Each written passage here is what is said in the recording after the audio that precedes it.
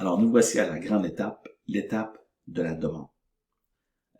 Évidemment, avant même de faire ta demande, tu dois t'assurer que tu as vraiment choisi des milieux qui t'intéressent, parce que c'est quand même un stage de 4 mois, 336 heures. Donc, tu dois vraiment faire, j'applique, je fais une demande pour ces milieux-là, à ces milieux-là, parce que ça m'intéresse vraiment. Alors, bien qu'il y aurait plus qu'une façon de faire ta demande de stage, on va te demander de le faire par courriel.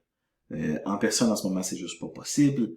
Et puis, par téléphone, ça risque d'être très laborieux, très long, parce que tu vas avoir des échanges de messages sur des boîtes vocales, ensuite, beaucoup de questions, des allers-retours, quand un courriel pourrait contenir absolument toute l'information s'il est bien construit.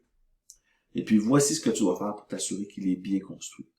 Donc, assure-toi d'y joindre le guide de superviseur de stage. Ils sont ici, je les ai mis en lien juste en bas, en rouge. Okay? Donc, celui en français et celui en anglais. Si t'es pas certaine lequel mettre, mets les deux. C'est correct. Tu peux mettre les deux.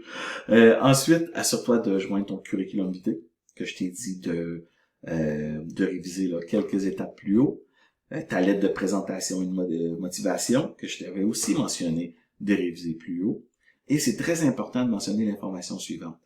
Le nombre d'heures, donc c'est un stage de 336 heures, qu'il y a des cours le lundi, donc que le stage est du mardi au vendredi, et puis la date de début et la date de fin qu'on anticipe pour le stage. Okay? Ces dates-là vont être tous écrits là, dans le texte qui est juste là. Donc, je t'invite à commencer à travailler sur cette partie-là, sur tes demandes de stage. Évidemment, des fois, là, on aimerait savoir une réponse plus vite. Okay? Donc, c'est important, une fois que vous avez envoyé un courriel, de ne pas relancer le milieu la même journée ou le lendemain. Vous devez attendre quelques jours, 3, 4, 5 jours. Toutefois, au bout de 5 jours, si vous n'avez pas de réponse positive ou négative, oui, c'est possible de relancer l'agence, faire « Bonjour, j'avais fait une demande, je voulais simplement vérifier si vous avez bien reçu mon courriel. » Okay?